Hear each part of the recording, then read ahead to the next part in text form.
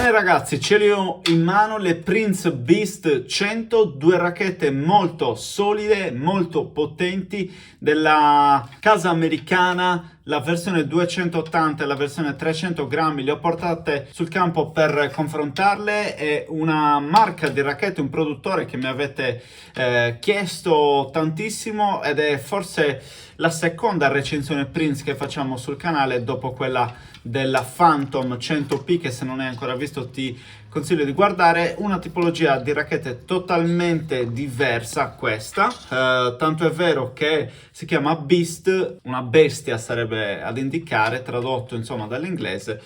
Diciamo che il nome calza abbastanza ed è la linea che sostituisce la precedente chiamata Warrior. Che dirvi, non è il tipo di racchetta con cui io gioco abitualmente, ma proprio per questo è stato interessante confrontarmi con questi due telai.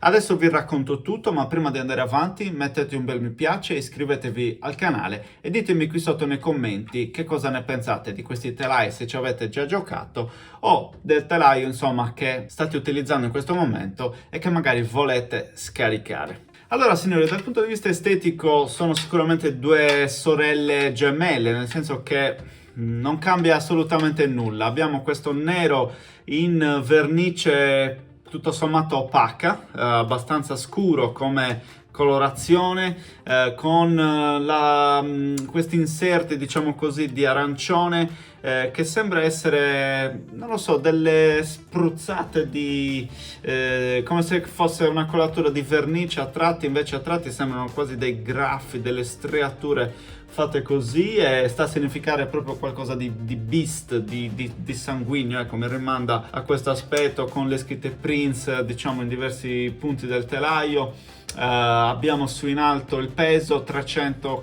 grammi in questo caso, 280 nell'altro. Le specifiche sulla Prince le troviamo qui all'interno del piatto corde. Un telaio tutto sommato esteticamente godibile. Personalmente non è tra i miei preferiti. Diciamo che non si può dire che non sia stato fatto un lavoro di qualità, sia dal punto di vista della verniciatura, sia dal punto di vista, diciamo così, della qualità costruttiva, che comunque rimane molto alta, cioè si vede che è un telaio ben fatto, ben costruito e solido. Quindi un appunto sulla dimensione del manico, visto che in tanti dicono ma è più grosso Yonex, è più grosso Wilson, se io ho una Wilson devo passare a Yonex, qual è più grosso, il manico 2 equivale al 3, sono uguali di dimensione eccetera. Quindi partiamo a menzionare nelle recensioni anche le dimensioni del manico, soprattutto in questo caso che abbiamo un manico 3 che ho portato diciamo nel test. Ringrazio Tennis Warehouse per avermi fornito le racchette. Vi ricordo che avete un codice sconto che è LOST1010 e trovate il link qui sotto. Trovate anche il link poi per tutti gli altri partner con i codici sconto e via dicendo. Il manico 3 è abbastanza grosso, secondo me è al pari di un manico Yonex, perché se io prendo un manico 3 per esempio di casa Head, che è questo, qua abbiamo una Prestige, è leggermente più grosso questo Prince. Se lo prendo per esempio Wilson, considerato che qui non abbiamo l'overgrip, quindi è leggermente diciamo più sottile, ma è visibilmente più sottile, quindi io metterei Yonex, Babolat, Prince più o meno sullo stesso piano, mentre invece Head, Wilson leggermente più piccoli. Chiaramente stiamo parlando di piccolezze che però si fanno sentire. Come giocano in campo queste due racchette? Che differenza c'è tra la 280 e la 300? Dunque, ai fini delle specifiche, diciamo che l'unica differenza sostanziale è il bilanciamento e il peso. Chiaramente questo su che cosa incide? Vediamo se siete preparati. Incide sull'inerzia, quindi abbiamo un'inerzia diversa che nel caso della 280 grammi è uno degli unici, almeno è l'unico che mi viene in mente perché non l'avevo mai visto, che riporta il dato di inerzia sul telaio è di 285 punti per la 280, mentre invece è di 290 punti per la 300 grammi. punti di inerzia. Il bilanciamento della 300 grammi è a 31,5, mentre invece quello della 280, se non vado errato, è 32,5 esattamente. Quindi diciamo che io ho trovato una giocabilità migliore con la 300 grammi. La 280 grammi è la racchetta ideale per il giocatore, diciamo così, intermedio o principiante, che inizia, come dire, a voler fare sul serio, tra virgolette. Quindi non è più un giocattolo, inizia a essere una racchetta vera, ma piuttosto facile. Ho avuto difficoltà a tenerla in campo, onestamente. Ho dovuto veramente lavorare tanto di spin. La tipologia di racchette, la Beast, è una tipologia di racchette molto orientata alla potenza, tanto è vero che stiamo parlando di una vera e propria profilata bella grossa. La rigidità, siamo a 67 punti per entrambi, quindi abbiamo un telaio mediamente rigido ma non troppo.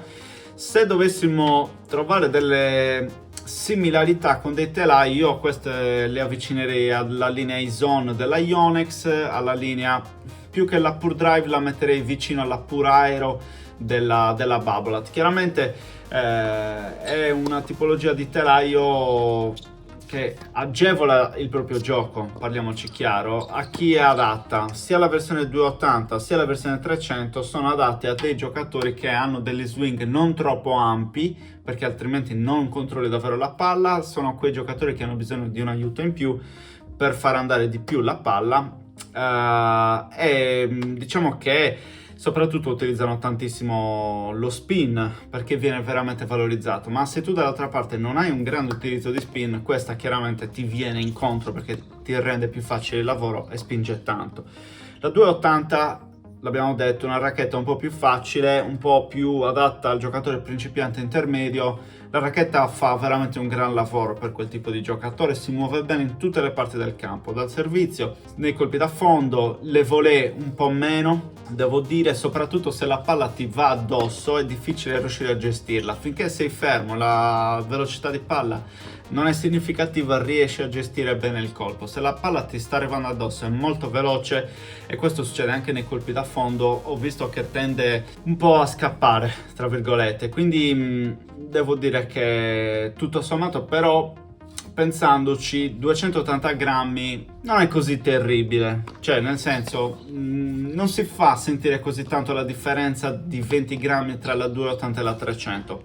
Potremmo dire che queste due racchette non siano perfettamente in specifiche, quindi la differenza sia meno di 20 grammi, non lo so, io non ho i macchinari per poterlo testare questo aspetto nello specifico dei due telai che ho provato, ma posso dire che diciamo così, ho percepito una differenza non così abissale. Venendo alla 300 è sicuramente un telaio più vicino a quello che potrebbe essere il mio convenzionale, per quanto si allontani rispetto al fatto che ho sempre giocato e preferito racchette un po' più da controllo, diciamo così, e il fatto che io abbia in realtà dei movimenti molto ampi e tenda a sbracciare non mi ha aiutato molto.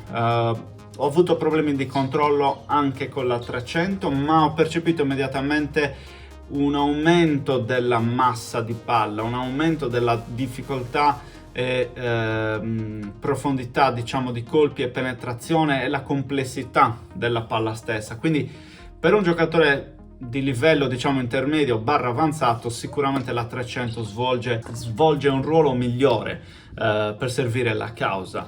È un tipo di telaio che appunto ho somigliato tanto alla Izone 100 o la Pure Aero 100, perché comunque si fa notare sul servizio, veramente esce molto agevolmente la palla, cammina, i colpi da fondo sono ottimi, le volée vengono gestite in maniera, diciamo, migliore, per quanto rimanga quel problema, diciamo, di avere poca massa e poca capacità, diciamo, di controllare questi aspetti. Il back l'ho preferito sulla 300 rispetto alla 280. Allora, abbiamo provato le Prince Beast 280 e 300. Hai avuto modo di vederle tutte e due in azione e provarle? Cosa ne pensi? Allora, partendo dalla 280, è una bella racchetta, molto facile, ti dà tanto, ti permette di dare tanta rotazione, soprattutto al servizio, veramente stupenda.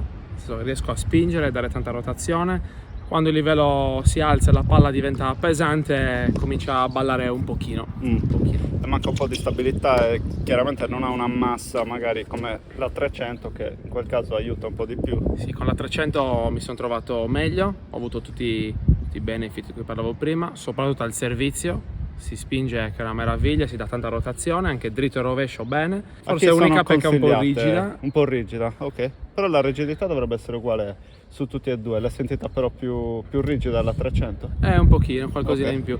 Io la consiglierei sicuramente a un giocatore intermedio, magari La 300? sì, la 300 sicuramente è giocatore intermedio, anche a qualche buon terza, perché ti dà veramente tanto, e non la consiglierei forse mai a un amatore, Ok. per niente. Invece Per la 280 Per l'amatore ci la può 280 stare. può essere più... E come cordatura Ale invece che cosa consigli? Secondo te qua abbiamo fatto un setup, tra l'altro grazie a Christian, Matchpoint, ragazzi avete lo sconto del 10% sul sito, Lost 10 è il codice, cordatura Head Links 2221, come la vedi questa corda?